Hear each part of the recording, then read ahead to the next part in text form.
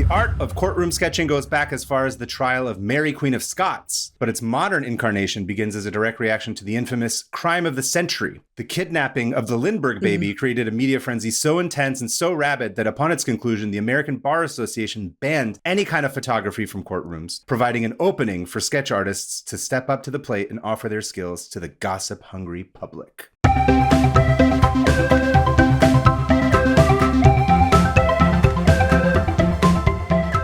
Welcome to 500 Open Tabs. I'm Hannah Hillam. And I'm Kaveh Taherian. Welcome back to the show. Hannah, how are you feeling today? I know that you were up late last night watching a movie that your husband and my wife and I all bullied you, and Alyssa all bullied you into watching. Here's the thing. He's not kidding about that. Last night, let's set the scene, okay, everybody? I was dutifully working on my tab, type in bed next to my husband, and he was like, when are we going to watch a movie? And I had told him that you guys wouldn't shut up about Send Help, the movie Send Help. Fun.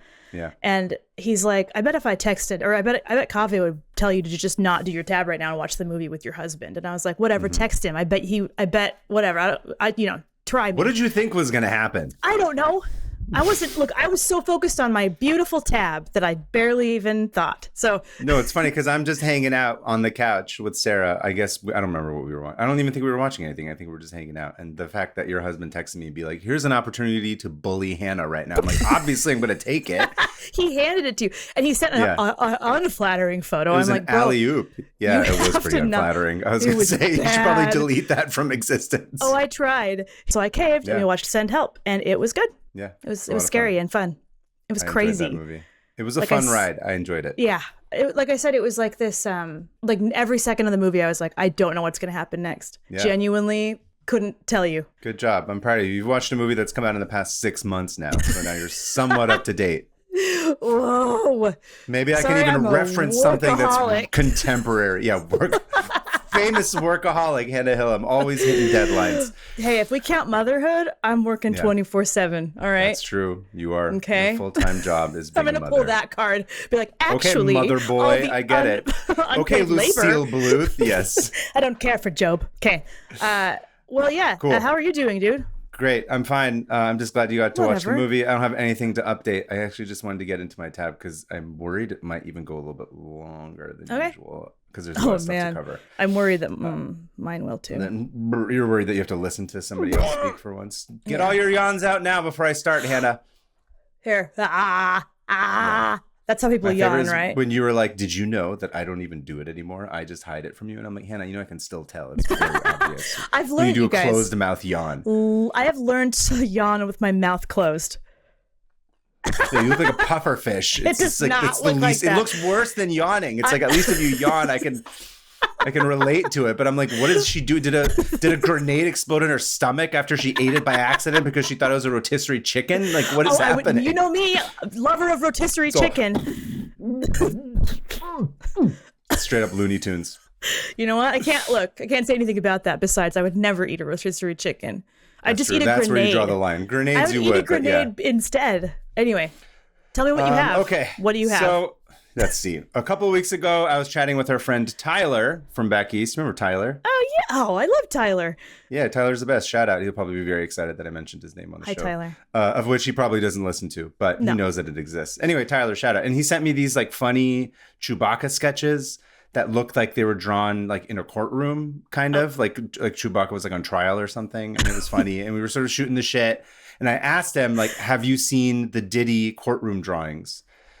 Which he hadn't. And I sent them to him. And his response was, these cannot be real. That was his direct quote. My goodness. Have you seen them? Okay. No, I haven't. Oh, my God. All right. They're incredible. They're like the most beautiful, incredible pieces of dramatic art I've ever seen. And then I remembered that I'd been meaning to, for a long time, read more about the history of courtroom sketch artists. And that is how I arrived at my tab today. Beautiful.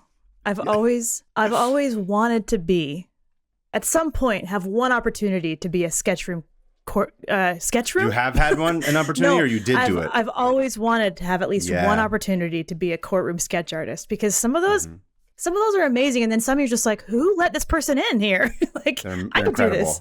The art of courtroom sketching goes back as far as the trial of Mary, Queen of Scots, but its modern incarnation begins as a direct reaction to the infamous crime of the century. The kidnapping of the Lindbergh baby created a media frenzy so intense and so rabid that upon its conclusion, the American Bar Association banned any kind of photography from courtrooms, providing an opening for sketch artists to step up to the plate and offer their skills to the gossip-hungry public. Okay, so it took a kidnapping of a 2-year-old to curtail America's obsession with rabid fascination with like death and murder. I mean, I don't think it really curtailed it. It just made it so they wouldn't have cameras inside the courtroom. No more taking photos of this person who killed this 2-year-old. Yeah. But don't worry, I'm going to cover all of that on today's episode. Goodness. So get ready. You mentioned Mary Queen of Scots. That's like 500 years old, dude. Yes, it is. Of course you would know about Mary Queen of Scots because it happened in Great Britain. Hello, things that happened in Great Britain. It happened in Scotland, you uncultured. Actually, Great Britain is all of them. It did happen in London, okay? I'm sorry, okay? I take it back. She was a prison in London. Doesn't matter. Go on. Please don't make me a laughing stock of you. Of me? Please don't. I'm just kidding. I'm not doing it. You're doing it yourself. I know, anyway, so there are examples, of course, throughout art history of paintings or drawings of famous events that happened in court. One could argue the most famous trial of all is that guy, that Jesus guy that you really like. Josh. There's a lot of those. Josh, exactly. Christ, yeah. Josh Christ, plenty of artwork of him. You know, some would say maybe too much, maybe too. There's a bit of an obsession about him. There's an onslaught. It's like there's a glut of Jesus Christ artwork. We should probably chill a little bit. Yeah, or at least do like different stuff of Jesus doing ugly, stuff. like we talked about. Make him ugly. Listen, sometimes people should be drawing pictures of him going to, what was it, Shingo in Japan? That was Shingo, Japan, retiring the earlier to tabs. Japan. That's where he retired. Look into one of our early episodes where I talk about how Jesus actually 5? Switched out his body with his twin. Oh yeah, his evil twin. And then retired. He went retired in the north of Japan and had like a garlic farm and raised 3 daughters and lived to the ripe old age of 90.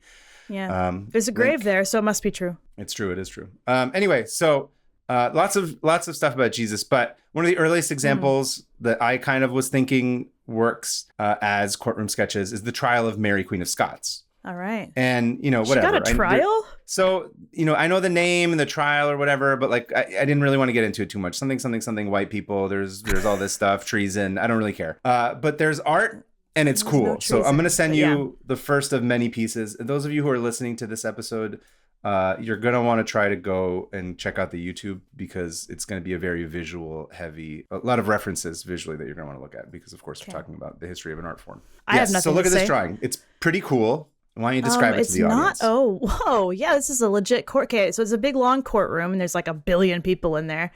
And she's sitting in a chair, and you can see Queen Elizabeth out in the hallway about to come in and pass the sentence. And there's like a bunch of, I think it's the opposite. I think that's Queen Elizabeth sitting in Oh, you're right. Queen Elizabeth is sitting in the chair, and Mary looks like she's cuffed and about to come in.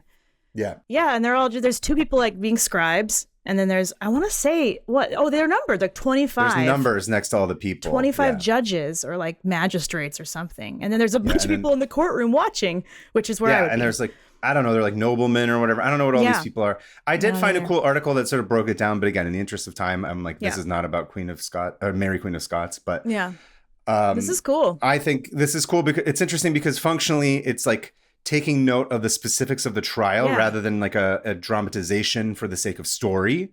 Well, and you can tell that the person drawing was up high, like on a balcony or something, looking down, I want to say. Yeah. I mean, it also might just be that they didn't understand perspective yet because that didn't really happen.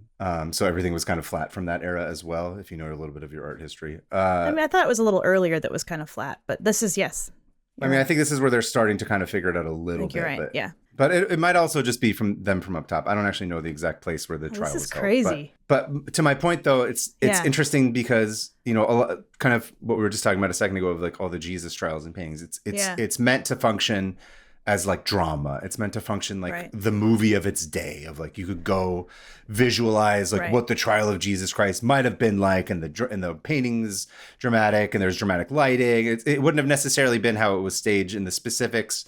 Beyond, I mean, obviously in the Bible, the specifics are there, but it wasn't necessarily about the trial as much as it was about the story of Jesus, which is in this case, there's like painstaking detail taken in to be like, okay, here are all the different people that were there. Here's where they were seated. Here's what the layout of the room was. So I think of it more as like, you're kind of like a drawing journalist or like a documentarian rather than a straight like artist, if that makes sense. It's truly like courtroom artist. That's what this is. It's like, here's an exact documentation of what I'm seeing rather than something dramatized, like you said. This is cool. Yeah. And I think a lot of people tend to be like, oh, a courtroom artist is more of just like what's the difference between that and like a sketch artist doing like caricatures or something? Not that they would necessarily do it that dramatic, but it's like it has a very specific intention. It's not just there to be like, here's a drawing of OJ. It's like, here's this moment that's trying to be captured.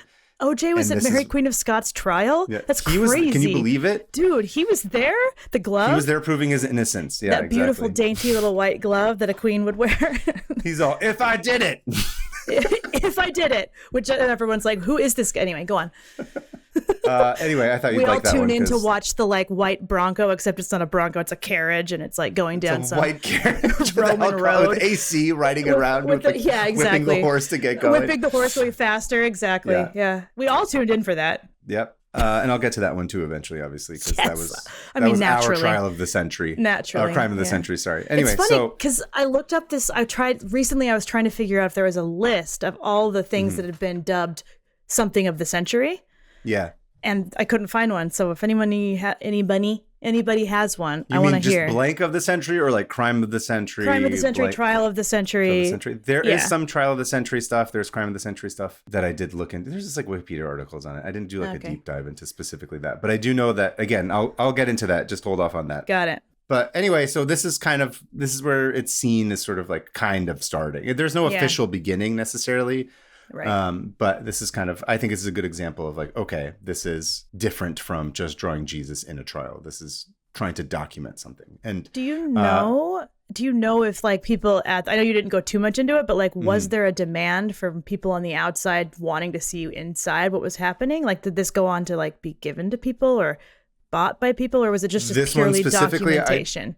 I don't know. I think there is this thing where, so just to kind of jump ahead a little bit, from the 16th century onwards, engraving and lithography make courtrooms and trials more accessible to the public. Right. So working class serfs are suddenly getting to see what takes place in the courtroom. So I don't know if there was a demand from them necessarily, or like the queen decides that it's a good idea, or what. I don't know. I see. I didn't necessarily brush up on that, but that is a good question. I'm actually kind of curious as to what causes, or maybe it was just one of those things where the technology exists and they kind of can't keep a lid on it anymore, and they can't keep it private. So it's that's how it goes, right? One queen executed another queen. Like, that's insane. I'm sure that people were like, what happened in there? I would imagine that it was like the kind of a crime of the century kind of thing. Yeah, I mean, I think we're always curious and we want to know what's happening behind the closed doors that we're not allowed to know about regardless. I think that's true of every century that you're in. So I imagine it was just a need that people wanted, but I don't know what directly led to it happening other than the tech maybe, because again, technology of the day, making it something that was more accessible. So, the French artist Honoré Daumier, right? Yeah. Yeah. So he apparently was prolific in his depictions of courtroom dramas and caricatures of judges and whatnot. Do you have any? So I'm going to send you some. Yeah. I've got examples of all this stuff. Good. Go to the YouTube. Oh. This is what I would do in a courtroom. So it looks like is it a magistrate or a judge? They're all asleep while the prosecution or someone is just like yelling something at them, proclaiming, and these caricatures are amazing. Yeah, they're like snooze fast, boring. And then there's boring. There's this guy. Another one that Daumier did. Oh, the faces he gives. Everyone looks bored in these trials. Yeah.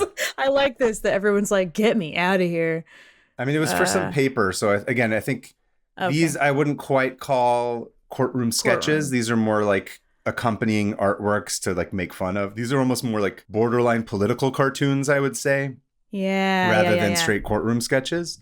But that's not to say that they don't depict certain events that happen. But I think, again, I like that he gives it a very like candid quality though. Because I feel like I am just standing behind all these people watching the same thing as them, which is like kind of fun. Again, it's, if to use film language, these are more of like satire of an event. Rather than like a documentary per se. Got it. But using the language and the visual. I've seen a film. I would know now. Yeah, exactly. I've seen one. It's not quite. It's not Get Help exactly. It's not a horror film, but no. But I've seen enough of one film to know what you're talking about. So exactly. After many years. Then I don't know, like 100, 200 years later, there's this. I thought you would enjoy this one specifically. Okay. It looks kind of like a comic. It says The Wilde versus Queensberry Case and How It Ended. And the first, it's Oscar Wilde. It's Oscar Wilde. This is from 1895, and it was published in the Illustrated London News. This is amazing. He's sitting in his little witness box and the judge or someone is like what does that say? Cross-examining him. And then arrest of Wilde at the Cadogan Hotel. Parker giving evidence. And it's a guy being like, I don't know. I saw him, whatever he's being arrested for. Probably for being gay. Isn't that what it was? He got arrested for like sodomy or something. I can't remember. Again, I don't know. I didn't look too much into the cases specifically. I care more about the artists. Hannah, you call yourself yourself a half-assed researcher? At least exactly. Get and this they're is at the about Old the Bailey. art. Yeah. Lord Douglas. And I like how they make Oscar Wilde look like a dummy and everyone else look kind of hot. Taylor joins Wilde at the dock, and not hot, you know what I mean, but the standards where it's like, look at how hot they are. Look at how hot these cops are. And then he shows him in the police cell looking real sad for being arrested. Oh, poor Oscar Wilde. Street. Yeah. But anyway, so that's like another kind of, it's like a precursor to it a little bit, I would say. Again, I liked that it was a comic form, Me really. too. I mean, that's what it is. It's a comic. Yeah, comics. It's sequential art. Comics go way back, guys. Remember Peter Stump? That was a full-blown comic. I still want to make stickers of that. Of him getting his nipples ripped off. The Peter Stump episode from season 1. That was another tab that I did. Meanwhile, in the States, there are pieces trying to depict the Salem witch trials. I'm jumping over in time, sort of in parallel. Here is this one. If you look, please describe it to the audience once again. Okay. Oh, yeah. Okay, I've seen this picture. It's the Salem witch trials, and there's like a girl writhing on the ground and everyone's gathered around being like, whoa. And then, it's a wood print, not a wood print. It's not a woodcut. It's a lithograph. I can't tell. Yeah. It looks but like it's very dynamic. Sarah after she falls asleep on the couch and is like, take me to the bed, please. I'm too sleepy. Just like Sarah, just laying on the floor of a courthouse, being a witch. That's me pointing at her and be like, you believe this shit? My wife wants me to carry her to the bed? What do you think? I have the back of a 21-year-old? I can't do this. I was told you did, so. Yeah, no. But yeah, this is, it's hard to describe this because it's just, this classic Salem witch just getting accused of being a witch. But kind of to your point, though, it's more like, this is a much more refined drawing, right? This is dynamic. It's dynamic. Well, not just dynamic. I just mean it was like, it's a lot more detailed. This took some time to draw this one. To etch this. So I'm pretty sure this is to etch this. And there's a lot of shading. It's a very detailed drawing. It's beautiful. It's when you get up close, it's insane. Yeah. I mean, it does start to do the first. I mean, this is a little bit of art history stuff coming into this right now at this point in terms of how they approach composition and the figures. But like the center figure in this piece has his back turned to you. Yeah. Right. And that was something that sort of starts around that time that becomes much more naturalistic in terms of like, oh, you're observing something rather than everyone being staged forward. Right. It's a you're in the room. Yeah, which never would have happened. Like whatever, everything else was like a proscenium up until then, and then around the 100 years around this, it was like okay, it's a lot more. Yeah, proscenium is funny too. Is that a funny word? I thought you said perennium. Sorry. It's a perennium. Yes, it's much more perennium. I laugh because I have a gutter brain. All right, what do you want? I'm not mad about perennium. I just was confused. Anyway. Yeah. Yeah. No, my brain went somewhere and I didn't say it, and then that's why I laughed.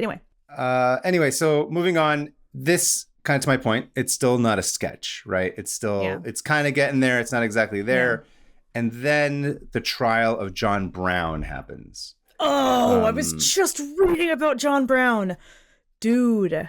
It's crazy. That's quite the story. Yeah. That dude was not messing around. Awesome. I wanted to do that's like a book. That's not a tab you do on John Brown. That's like a 30-part series of what is it? Funny because I made that same decision. I was like, dude, I want to talk about John Brown. Yes, like a week ago, I was like, this guy's insane. And I had known about John Brown, but I didn't know actually how truly ride or die and die he was. Yeah. Where it's like, man, putting every other white person to shame. That's the standard. Yeah. That right there. If you're not John Brown ready to die, then I don't know if you're really actually like fighting for the equality of others. Yeah. So, of course, John Brown, this trial is like a huge deal in no small part because of the explosion of newspapers circulating and penny papers and all that crap. Also, it's a little bit later. It's like about 20 years later. But, this is sort of when it starts to crescendo and become like a huge thing. So these drawings start to become a little bit more detailed as well. So like this is a little bit looser, right? It's still very detailed, this piece that I'm sending you. Oh, but it's still got that kind of the Mary Queen of Scots vibe to it, where there's an entire, it like documents the layout and where everyone was sitting. And it's like, yeah, look at that. That's kind of hard to see where he is. Is there a bed on the ground? Yeah, is he laying in a bed? It's like, we're going to watch this guy sleep. Yeah. That's part of it. It's part of it. Yeah, this just looks like a photo taken from the back seat of a courtroom. But as like a loose drawing, which is kind of cool about it. Like a cartoon. It's funny that almost. you say photo. Mm-hmm. Why? You know, like a lot of other art forms, the invention of the camera takes everything in a totally different direction. Yeah. And suddenly it's like, you know, pics or it didn't happen, whatever. And pics or John Brown wasn't sleeping in the courtroom on that little cot they put in there. If I didn't see a photograph of it. I don't think he would. I would show me he slept in the courtroom. Yeah. I hope he's having a good nap. So the camera gets invented, right? At first, it's like, oh, you got to stand still for like 100 hours to be able to burn this into it. But pretty quickly, it becomes high-speed photography, and you're able to actually take snapshots. And it seemed like courtroom art was going to go the way of the dodo until something rather unexpected happened. Yeah. Rather the dodo unexpected. Came back. The dodo was there. It was really interesting. I think it was on trial for being the dumbest looking bird. For being almost extinct. Yeah. No, it's just like, being why the are you so dumbest trusting? looking bird on earth. Yeah, why don't you fight for yourself? Anyway, I shouldn't be blaming the dodo for its demise, but you know. So something happened. On March 1st, 1932, Charles Lindbergh and Anne Morrow's 20-month-old son, Charles Lindbergh Jr., was kidnapped from his crib. Sad. Now, to put this into context, just a couple years earlier, Charles Lindbergh Sr. had achieved worldwide fame by being the first person to fly from New York to Paris solo in his trusty plane, the Spirit of St. Louis, cementing his status as one of the pioneers of the nascent aviation industry. And there's the world's almost worst white supremacist to fly a plane.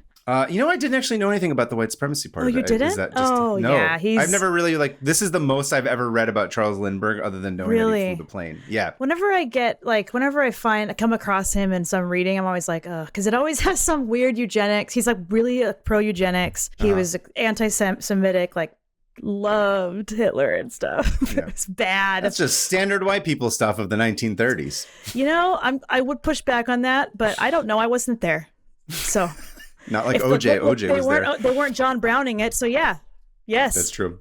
I don't know. That's, I mean, it's not like going to be, I'm not going to be sitting here and talking about how awesome Charles Lindbergh is. But I think but I will say he's notable even for his time for being like, even for his time as being like a very even for extreme. his time, everyone's like, yikes, dude. Cool. Why don't you just fly planes and shut up? Yeah.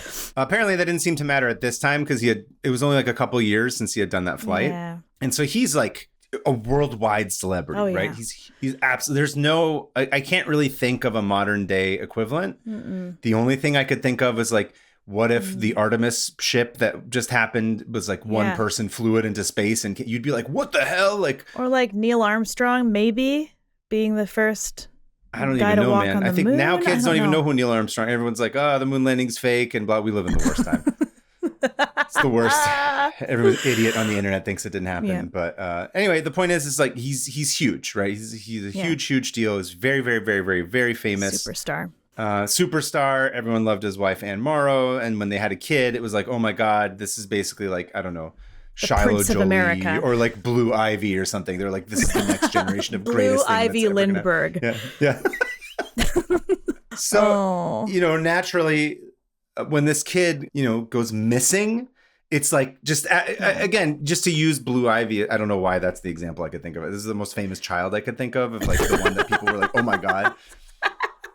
Yeah. But just, or like whatever, Brad Pitt and Angelina Jolie. I'm just an old person, so these are old person references. Yeah, these are 90s references. I don't know. Let's say, what's her name? Zendaya and Tom, what's his name, have a kid. Okay. Right?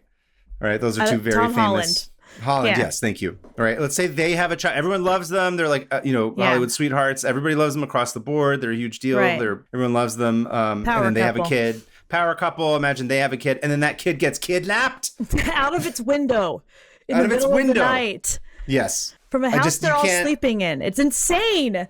Right? Like someone put a ladder against the house, climbed up, took the kid, and no one ever saw it. Anyway, go on. You exactly. Read about it. So it's like it's the biggest story in the country, right? Every newspaper is giving it all the coverage they can, and it's of course selling a lot of papers because it's like everyone is just like rabid. They need to know. Man. And on top of that, there's like a whole crazy like ransom note subplot where like the kidnappers only signed their letters with like a weird Zodiac style like triple hole punch signature, and they're like the cops are handing off like a box full of money with gold note cash that had been taken out of circulation so they could track the spending. This is all true, by the way. It sounds like you're going on one of your little tangents where you make a bunch of stuff up, but all of this is true. No, this is all legitimately what happened. And like the precursor to the FBI, which is the Bureau of Investigation, the BOI, they're involved. It's like a high profile case. It's, you know, all these legitimate, like insane twists and turns. And honestly, like it reads like a movie when I was reading it. And I'm sure there's a lot of like crime story hallmarks that are just lifted directly from this. Just because of how big of a deal it was. Again, I don't think there's an equivalent. Like you could only imagine something happening like this, but you know, forget the monoculture of like 30 years ago. This is even more of a whatever below a monoculture would be in terms of like everybody knows about like one thing. The only culture. The only culture. News, but yeah, so huge. I'm sure at the time it was like making a bunch of people money too. So they're like, we got to keep this ransom thing going. We got to keep like these stories going. And like we talked about with like the adoption of like 24-hour news, this was like the precursor of like, we're going to sensationalize the worst thing that could happen to somebody. Like that is my worst nightmare on this planet. Yeah, I think that's every parent's worst nightmare. Imagine that being all over the papers for years. Insane. Crazy. And back then it was like, oh, we're just getting involved. Like anyone could write a ransom note and make money. You know what I mean? It was just this crazy, like there were no rules. There was just like, you could do whatever you wanted. And those poor parents, white supremacist or not, I shouldn't have maybe brought that into it. I'm sorry. I always bring that up. But no, it's okay. I know you love white supremacy, so you need to mention it. You need to mention Great Britain and white supremacy, your two favorite pastimes in every episode. Look at that face. Go watch the YouTube to see Hannah's displeasure. Alyssa, just don't bring your friend Alyssa into this. Try to make it better. She doesn't share your awful views. Oh yeah, my awful white supremacist views. You know me. Yeah. Anyway, moving on from Hannah's white supremacy. This shit goes on forever. It's just like I feel. Here's the thing. I just gotta laugh at it because Because it's true. I know. Okay. So can I continue with my tab? Yeah. Can we just stop talking about this? Talking about your love of Hitler and like, I'm sorry that you want to time travel back then to meet your hero, Charles Lindbergh, and talk to him about the Nazis. And get immediately murdered. That's all I want. Yeah. Anyway, this shit goes on forever until they finally catch the main suspect. He's a German immigrant named Richard Hauptmann. Apparently, I'm sorry to our German listeners, of which we have quite a few. Hauptmann. Let us know in the comments how you can phonetically spell it out. Yeah. Ricky Old Dick Hauptmann. My name's Dickie Hoppin. Hauptmann. Hauptmann. I know, but I keep thinking you say Hopton, like hopped on, like Dick hopped on. That's what I mean. Wow. Well, he's a murderer, so we can say that. Dickie Hoppmann. And now they have this. He's an immigrant. He's German. No. He's a suspect. He has a rap sheet. They weren't white back then. Yeah. And like, this is before, you know, streaming and TikTok and podcasting like it. So like, this is it. Okay. This is the guy. The public, they're like locked in because this is now the natural culmination of this story is like, now we're going to get a trial. Now we're going to get to see what happens. I want to see who this dude is. I want to see what the evidence is. This becomes waiting for like 2 years to know anything. Yeah.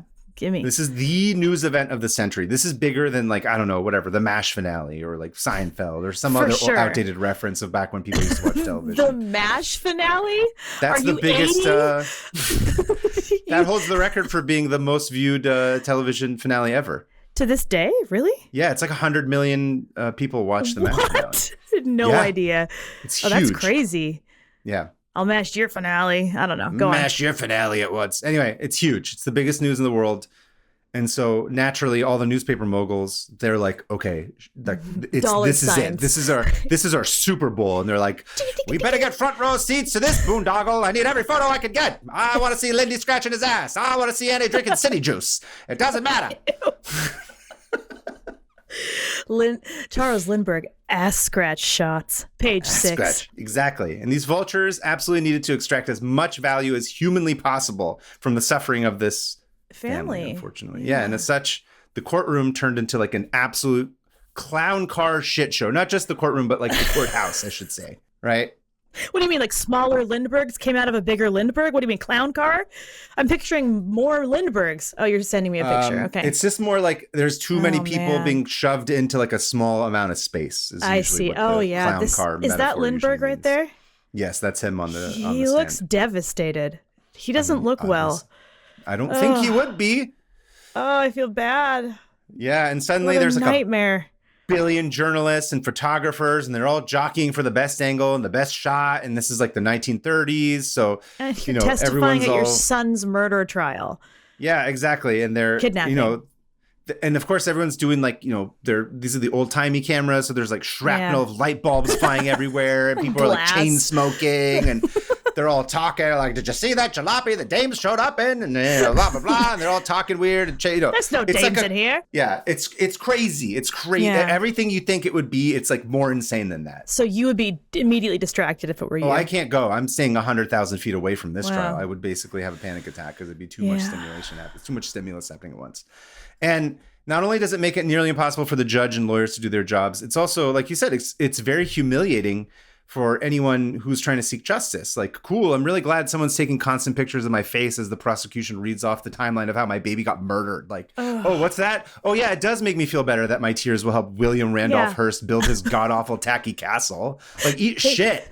Thank you for calling it tacky, because that's what it is. I love it, but it's tacky. You go there, everyone's like, the Hearst Castle. You're like, who? Yeah. Let's mix every known architecture. Like, come on. That's why it's fun to look at. But yeah. Oh. And this isn't just the papers, by the way. It's also like the era of newsreels, remember? Right. Before movies and stuff. Yeah. So the crews from the big 5 companies totaled 100 men, 50 cameras, 35 sound trucks. So like they're just on site. Oh my gosh. Making newsreels all day long. Right. Which, by the way, for people who are younger who might not have seen newsreels, they used to just show like news updates before you would show a movie, kind of like a little, I don't know, snippet of something. Before the trailers and previews and stuff, it was. Yeah. I don't think they even had trailers and previews. It'd just be no, I know, but like before we had those, it was like, we're gonna watch D-Day footage, like stuff like that. No, honestly, because there's no TV, right? This is before television, so like when you would go to the movies, they'd be like, and now an update from the Lindbergh trial. The Lindbergh baby found murdered. And everyone's like, love this, clap, clap, clap. Let's watch a romance. So like everyone's Springfield, like, a city on the grow. Everyone's like, we're so obsessed with death now, and it's like, no, we've always been this way. We've always been obsessed with it. Yeah, 100%. The true crime thing has been with us as long as anybody can remember. Yeah. So, I'm not going to get into the ins and outs of the trial, but ultimately what did you call him? Dick Hopon? Dickie Hopon. Optman. Anyway, it doesn't matter. He's found guilty and sentenced. That's his name. That guy. He's found guilty and sentenced to death. Oh, okay. Yeah. And, you can go read about the trial. There's quite a lot about it. I didn't really want to get too much into it. Go find any true crime podcast. I'm sure they have it. And as it turns out, this wouldn't be the only death as a result of this trial. Because in 1937, the American Bar Association adopted a resolution condemning photography and broadcasting in the courtroom, which read, quote, proceedings in court should be conducted with fitting dignity and decorum. The taking of photographs in the courtroom during sessions of the court and recesses between sessions and broadcasting of court proceedings are calculated to detract from the essential dignity of the proceedings, degrade the court, and create misconceptions with respect thereto in the minds of the public, and should not be permitted. I get it. You got all that? Yeah, makes sense. I'm sure they were like, there's somebody in that courtroom was like, this is not good. We've reached a new level. I mean, it was just too much, right? Yeah. It's too much. People don't want to have all that shit telecast. And of course it ruins the trial too, because you're like, suddenly you're performing in a weird way, right? It becomes a trial of like an open to everyone trial where everyone can pass their own judgment. And this is how like mobs happen, like that wait outside courtrooms, I don't know. Yeah. But importantly, it didn't say shit about drawing pictures. Oh, there we go. Loophole. Idiots. Artists are here. Exactly. And so this is where what we kind of think of as courtroom sketching really begins in earnest. This is the beginning late of it. 30s. Yeah, it's like 37, I think is what it was. I said. Yeah, 1937 is when they passed it. The first American courtroom artist to work with a television network that became popular was a guy named Leo Hershfield, who was brought on to sketch the Joe McCarthy censure hearings for NBC, earning him the nickname Dean of Courtroom Artists. Dean? Oh, come on. That's what they call. That's like kind of what call him as like a cute name. So here he is. I'd be so mad. I'd be like, Dean. Okay, there he is. He has he's got this like shit-faced grin on, like shit-eating grin. Shit-eating grin. Yeah, he's awesome. This is awesome. Wait, Hershfield as in like, is he related to the Hershfield? Al Hershfield? I don't believe so. Okay, I guess it's probably a common last name. These are awesome. Yeah, so he's standing in front of like a gallery of all these different, what now look like very traditional courtroom illustrations. Yeah. Okay. Oh, they're like cartoons. I love this. Yeah, these are all his works. So second one you sent me with like them on the chairs and like the really solid line work is really good. Okay. It's funny because he does appear to have like he's no pun intended, he does have a Hershfield influence of Al Hershfield. The head shapes. I'm like, that's a Al Hershfield line right work there. For sure, yeah. Yeah. He looks like he was trained as an animator. That's the vibe I'm getting. I don't know if he was, but so in total, over the course of his career, he covered 147 trials for the NBC. Whoa. The guy worked the rest of his life doing this stuff. This was his job. Yeah. Amazing. Oh, whoops. I sent the same picture twice. I love this one. This one cracks me up. You should describe this one to the audience. This is great. So it's a guy, it looks like a military general. Do you know who that is by chance? So this was some military trial, actually. I forget. Okay. Again, there was, I'll say this up front, like there were so many drawings and moments and art. It's crazy. It's like a embarrassment of riches. There's so much stuff. Like I could have done 50 episodes on like a million different artists. It's crazy. Okay. Damn. Okay. So the judge, this is actually one of my favorite things so far I've seen that you've shown me today. The judge is like this little man kind of crouched up above, like peeking over the, whatever it's called, the thing he's at. And then there's this military guy smoking a cigarette, holding like a is it the lie detector test where, he's got the lie detector buzzer on his hand, I'm pretty sure. And then he's like making a point with his big pointer finger and looks like Al Hershfield. It looks like a Hershfield, like an actual Hershfield drawing. I mean, technically it is an actual Hershfield drawing. It is a Hershfield. I want to say Hershfield spelled his name with an I. I might be mistaken. I don't know. The other artist, Hershfield. Anyway, that's Leo. This is He's awesome. He does some really wonderful. Good caricatures. His style is, they're very loose line drawings with like a slap of some color on them. Yeah. Yeah. So I don't think there's like a full official count on this, but like I think a lot of these are basically like they're drawing them while they're in the courtroom or they have to deliver them like with sometimes it's like you only get like 15-20 minutes on these things. I've always wondered. Depending on it depends, I think, but I think generally speaking it's not longer than like 15-20 minutes, I think. Okay. I've always wondered that because like with like gesture drawing, it's like you got to get down to 30 seconds a piece or whatever in class. But they're very gestural. I've always wondered how long they have. Like, is it just a scene they remember? Like, anyway, you'll probably get to it. So go on. There's a lot of sketches, like, and there's also like these kind of pastels, which are that's usually what I think of, or like the pastel pieces. Okay, that to me is the general kind of like, and again, because if you think about it, they're like you have to block in a lot of color and like it's not just like a regular sketch. You need to give it some color and some pop and some like drama link to reality. There's you can't just do black and white. And they're using these on newscasts. They're using them in newspapers. Like all these different people are using the rights to these drawings one way or another. Dream job. But I thought honestly, honestly, it's great. I want this. Secured for life. No, they're still freelance, dude. That's every interview I read. They're just like, I don't know. Like there's the people that do it are like, okay, I've been doing this for 40 years, but like I never know and whatever. It's more than I got to say for myself now. What freelance is gone, guys. Fucking A. Anyway, so apparently there was some exhibit that was called Witness for the People, Courtroom Art in the Electronic Age. It was curated by a lady named Catherine Krupp. And she made this observation, which I thought was fascinating. And it is about how the East Coast artists and the West Coast artists had different, they tended to have different aesthetics of how they did it. Interesting. Yeah. And this is her quote. She says, the New York group uses pencils, pastels, markers, and watercolors on large sheets of tinted paper mounted on stiff board for support, while West Coast artists rely more exclusively on quicker yet less subtle markers. So interesting. West Coast is bold.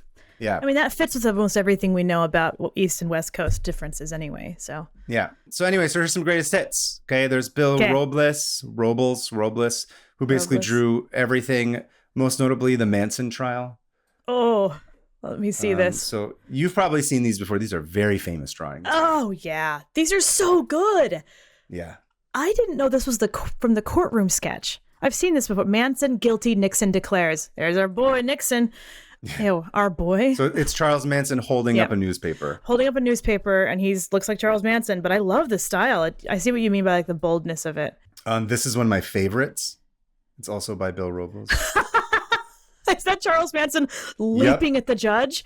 Okay, so it's Manson leaping at the judge, and his flip-flop is even like fluttering, like flapping in the wind, and it's launching. And there's a courtroom like security guy, police officer grabbing his waist and pulling him back, and the judge bailiff, just looks, I believe, yeah. Bailiff. The bailiff's pulling him back, and the judge is just chilling, like sitting up there, like okay. And this looks like a Ralph Steadman drawing to me. It looks like, if you guys are familiar with like Fear and Loathing in Las Vegas, like that art style, that's kind of what it looks like. There's so much. There's a lot of energy in this. It's crazy. It's explosive. Explosive is a good word. He's sort of like one of the most famous ones. There's a couple of other guys. Here's a guy. His name is Arnold Meshes. I'm sorry, I didn't have a chance to go through and look at everyone's last names. Guess who that is? That looks like. Oh, who is that? It's a pencil sketch of a very short man coming into the courtroom. Yeah. And that is Sirhan.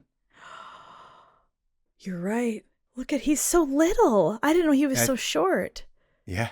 Wow. Well, he's partying it up in, wait, what jail is he in? He's like hanging out with some other serial killers or something. I'm not which one he's in. I'm not sure. He's in some jail and he's like friends with a bunch of serial killers. But it's funny because for that one, he was like, oh, it was so weird. Again, you can find interviews with all these people. He was like, it was so strange. He's like, when Sirhan came in, he's like, I was surprised at how short he was. He was like, little. I didn't expect him to be so tiny. And he's like, that was kind of jarring. So like, that's this is what I think is so cool about this as an art form is like you're choosing to you're almost directing a story, you know what I mean? Like they're choosing to tell the specific part of the story of this guy coming in and then being like, oh, it's so interesting that he's so much shorter than everybody else because really he's carried so much because there's so much infamy around him and you're like, oh, he's this short guy. He's just a little dude. Yeah, and he really showed that, like, here's the murderer. He's just this little guy. Yeah. Oh man. And he said, quote, at one point in his career, he says, quote, I have for some years now found myself depicting our time with a sense of unreality bordering on the more unsettlingly absurd. Mm-hmm. Wow. That doesn't just sum up everything. Exactly. I'm glad it's not new. Because I feel like being a courtroom artist would be the ultimate, like, wow, everything's absurd kind of job. Mm-hmm. Like finding yourself drawing Charles Manson jumping out of his seat, trying to attack the judge. Can you imagine how that's like the best day of your life as an artist, being like, I get to draw. I'd be on cloud 9. I'd be like, guess what I got to draw today, family? I got to draw Charlie Manson freaking out. Like, incredible. It's funny too when you read all the interviews with them, it's the exact same thing where they're like, most trials are kind of boring, but then sometimes they're like, oh, this person brought in a bunch of bottles of wine to show like what they had stolen, and then I got to draw wine falling over and it was fun. Because usually it's just somebody being like this, like stone faced kind of thing. Sitting in their chair, being quiet. Yeah. So I guess Art Lien was the dude who focused mostly on Supreme Court cases. Art Lien. And he's, Lien, Lien. He does some really beautiful work. Although because, again, it's the Supreme Court and it's a bunch of, people who are 1,000 years old Is that sitting. RBG? Yeah. Oh, yeah. Justice Ginsburg dissents in American Legion versus American Humanist Association 2019. Oh, yeah. So it's interesting to see the kind of court that he's in because it's slower and there's a lot of deliberation and the stakes are higher and everyone's old. It's like he has more time. Yeah. He can sit there really and actually finish this piece. This is really cool that it's like this big, huge, it's like a classic looking court scene with like the drapes and the tall like pillars. I would describe this as far less impressionistic and a lot more just like straightforward. It really does have an air of like political cartoon though. If you look kind of like from far away. Yeah, like in the little details, like these are cartoonists. Like I just look at these people as cartoonists a little bit in the way that they simplify the faces. I don't know. The thing is, to me, these feel so much less dramatic. They're much more like I took a photograph with my eyes and painted them. Not that that's bad. Or we're at work, Yeah, the story is, but again, it's like you're drawing the Supreme Court. It's like you don't have Charles Manson jumping at the judges, so it's like give him some more character. They're still beautiful, by the way. I'm not talking shit on any of these. I just mean like in terms of my taste, I would prefer something that's a little bit more insane for reasons that I don't need to explain. No, because this is boring. I'm bored. So here is your boy. This is drawn by Frida Leibowitz Reiter. It's See if you can guess who that is. There he is. Is that I don't know. Old My John boy. Hinckley. Oh, okay. I was like, what do you mean, my boy? The one that got away, our boy. The one that got away, man. We salute him for his efforts. We all try our best, and Jodie sometimes Foster it's not enough. still can be impressed. It's not too late. No, you can still impress Jodie Foster. Yeah, there he is. He's looking sad. Sad that he didn't follow through. Just like the rest of us were sad that he wasn't able to accomplish. So close. Look, we had 4. We could have made it 5 assassinated presidents. So maybe not a good thing to say, but hey, Reagan's dead. It doesn't matter. Yeah, it's fine. So then we get to Jane Rosenberg, and Jane Rosenberg is a more contemporary artist who has done a million trials, but most notably, she was one of the sketch artists at the Ghislaine Maxwell trial. Ghislaine, yep. Yeah. Did you ever see the photos of Ghislaine drawing the person that was drawing her? This is one of my favorites. She's...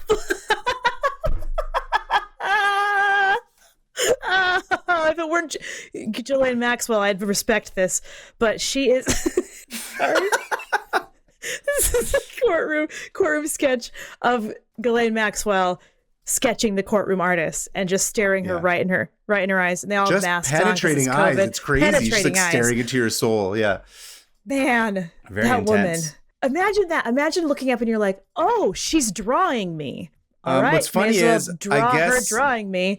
So I guess there was 2 artists that were there that day. Another one was another artist named Elizabeth Williams. I think I've seen her stuff. So there's 2 different interpretations in a courtroom of Ghislaine drawing different artists. Oh, look, she's drinking one of those drinks. You can tell. Oh yeah, the coconut. I think it's the coconut flavor. Yeah, it is. That one has caffeine in it. Okay. Anyway, I love those. I thought they were totally insane.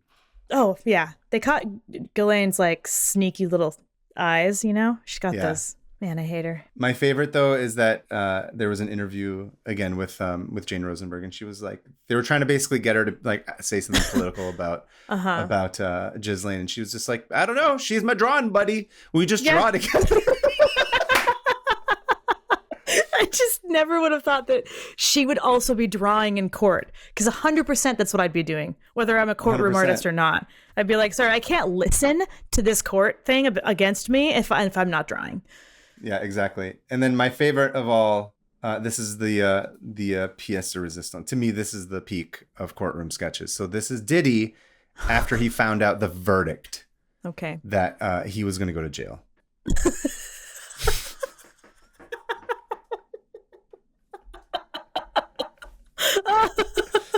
Okay, wait, I gotta unpack this. So this to me this is like an impressionist painting. This is going to be in a museum someday. Yes. Diddy is on the ground, like on his knees, fists out, laying his head on the chair where he was just sitting, like a hitting kid. the chair, and then sobbing. And then here's the little touch that I love. Right up on the table is a book. He's under the table, yeah. He's under the table that he was on. And he's wearing a bright yellow sweater, like a canary yellow sweater. Don't wear a yellow sweater to your sentencing. It looks stupid. You're good. For this it looks great. He's sobbing and hitting the chair, and then above him on the desk there's a book that says The Art of Positive Thinking. Oh boy, buddy. Sorry, this isn't Ghislaine Maxwell. You're not going to get out of this very easily. Look at him. Yeah. He's so sad. He's so upset. It's so dramatic. This is what and such a baby. Like, this guy. That's why he needed all the baby oil. Because he's a baby. Anyway, again, there's incredible. Every like significant. Oh, I guess I skipped over this. I forgot to talk about the specifics about OJ, right? Which is OJ was like, oh, right. Okay, I'm sorry. Before I finish up, you're probably wondering what the specifics are. And I think cameras are technically banned from all federal courts, but state to state, it's different. And it's ultimately up to the judge. The judge can allow or not allow certain trials to be televised or, photographed or whatever. And Ito, who, famously, Judge Ito was the judge of the OJ trial. He was like, okay, we'll do it. We'll allow them to come in. And it turned into like this, again, it's another, that was the media frenzy of our childhoods. Yeah. It was totally insane. Some of my earliest memories are watching the OJ trial with my mom. Yeah. And they're like, and it got crazy, and people were terrible to Marsha Clark, and they're like, why does she look like that? And they like tried, and she had to get like a makeover. Stupid haircut, it was just like, yeah. And it was just like, this has nothing to do with like, she was wholly unprepared. She was like, oh, I thought I was just going to go in there and prove that this guy is do my job. And then it turned into this weird popularity contest, kind of almost like what's it called? Like presidential debates that were televised versus not being televised. Once they got televised, it like with totally like a bunch of misogyny sprinkled on there, where it's just like, who's this ugly broad? Why isn't she hotter? So it's like that was the last big one, I think, that was filmed and photographed and all that. Wow. So I mean, it's not to say that there hasn't been anything. It's sort of like a case-to-case basis if the judge allows it, but generally speaking, it's still federally you're not allowed to do it. And if you see stuff on the news, usually it's like there's pictures of somebody entering the court, or if there's something that's like more public, like the I don't know, the sentencing, or like the whatever, like the first part of the trial. Like the trials themselves are usually not photographed in the same way. It's still kind of sketch artist. Hearings and sentencings and stuff can be photos. Sometimes. Unfortunately I didn't have enough time. I did track down like a couple of numbers. I kind of want to go. I'm hoping that at some point in the future I can reach out to some of these courtroom artists, because I actually do have a lot more questions about like functionally how it works and how you get hired. I mean, I know that like I don't think that, I don't even know, because I won't even say, but I'm fascinated to find somebody and talk to them directly about like how this has gone for them and kind of whatever. If anyone knows anybody, I would love to interview a courtroom artist. I'm saying I've found a couple of people that I think I can reach out to. And I'm saying I might, if you guys want to know, and if you guys are interested in it, let us know in the comments. If that's something you guys would like to see, maybe that would be something that I could set up like an interview with someone, and if they're able, if they're interested, right, if they're comfortable doing it. But I would really love to talk to them just in terms of like stories that they have, or art. I want to hear what a day is like. Like, what does it look like to sit there? What are some crazier stories you've had? I would love that. So please, let us know if you're interested. Anyway, sorry, I went a little bit long, but that is a brief history of the art of courtroom sketching. I had so much fun looking at all this stuff. Awesome. It's crazy. It's beautiful. So much good art. Because I've seen some really bad courtroom art before, where it's like, like what are we doing? Oh yeah, people were mad about some of these ones that like don't have the correct like there was some Taylor Swift trial that like somebody drew Taylor Swift and everybody was like, it doesn't look like her, and then Tom Brady then they looked can weird. Chill out, okay? Let's let her look bad once. Your white supremacist queen. What do you always call her? She's the not Nazi queen of not in England, Nazi queen of America. The Nazi ideal? No, it's not the Nazi queen. What do you call her? No, she's Hitler's ideal. She's Hitler's Hitler dream. ideal. That's what you always call her. Yeah, she's Hitler. I do always call her Hitler's dream, don't I? Wow. Yep. I do talk about Hitler more than normal. Look, everybody, she could do better. Maybe make some music that's better. And I wouldn't call you that, Taylor Swift. Maybe that. Sound off in the comments about whether I'm right or wrong. How about that? Anyway, that's my tab. Thank you for listening. I don't know. Thank you. What sound to make to close? Yeah. Sketching. How about a paper getting torn in half, like it's or crumbled up and thrown in the trash? I have one. We're gonna do the sound of somebody tackling a judge to the ground. Oh. So we're tackling the tab down. And there's no bailiff stopping us, okay? Yes. So, Alyssa, if that's too complicated, don't worry about it. Just get like a torn up paper shredder. Shredding paper. No, not shredded. Just like tearing it out of the sketchbook and throwing it away because it's not good. Oh, I get it. Okay. Either one. Dealer's choice. Okay, ready? Yep. 3, 2, 1.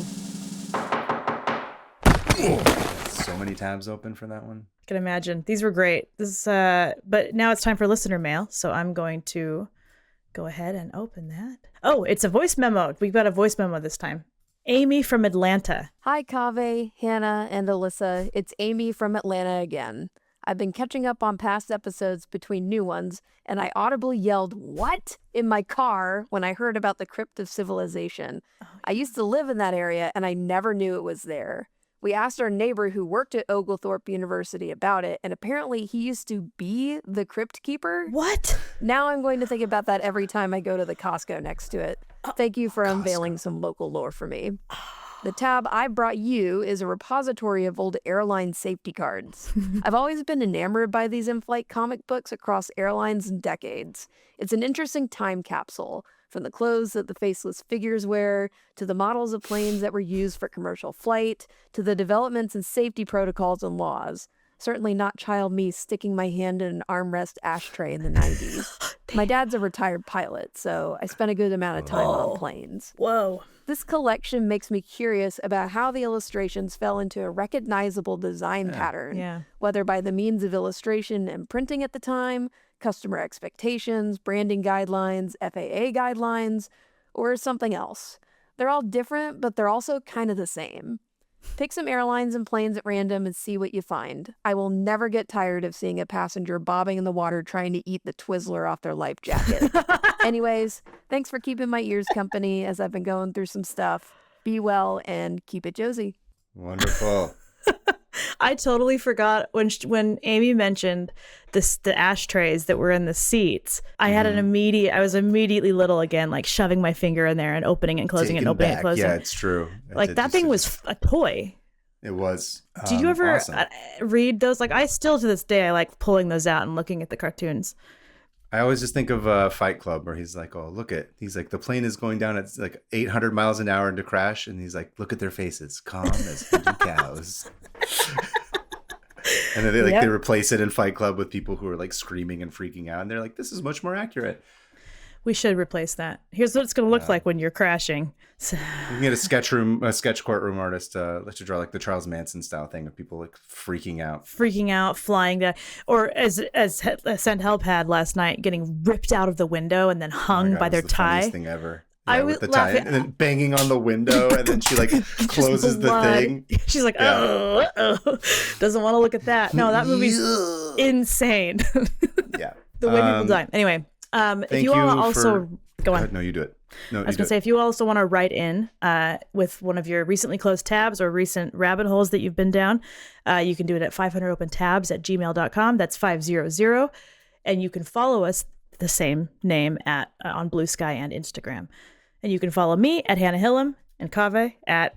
I'm PermaFriends on Instagram and Kaveh on Blue Sky. Thank you, Hannah, for listening. Thank you guys for listening. We'll be back next week with more fun tabs to close. That's the point of the podcast. We never actually say it, but what we do is we open a tab and close it, and that's the point of it. So that's the point. In the meantime, keep the people of Iran in your hearts. And stay Josie. Stay Josie. Keep it Josie. Keep it Billy Bob. Shout out to my Josie who just got ear surgery. So I want to say keep it Josie because she's not going to be listening to this. She can't hear this. She had. I hope your ears are good. Salute. Anyway, well, what? Bye. So you're still here? Why are you still here? What do you want?